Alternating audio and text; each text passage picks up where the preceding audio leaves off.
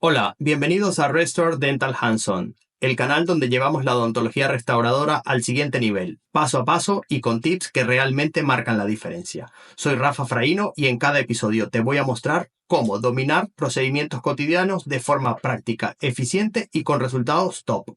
El capítulo de hoy es cómo hacer una guía de silicona para resolver la fractura del sector anterior en una clase 4. Si te gusta este contenido, no olvides darle like, suscribirte y activar la campanita para no perderte ninguno de nuestros próximos casos clínicos. Empezamos.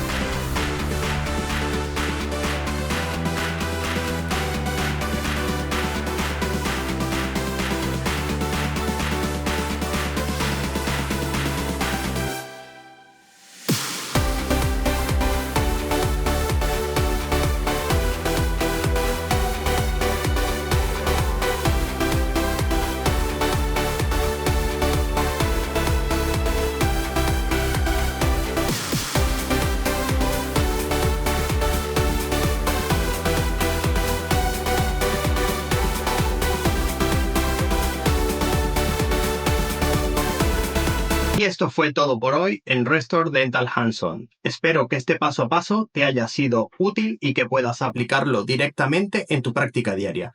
Si te gustó el video, déjame un like, compártelo con tus colegas y suscríbete al canal para no perderte los próximos Hands-On.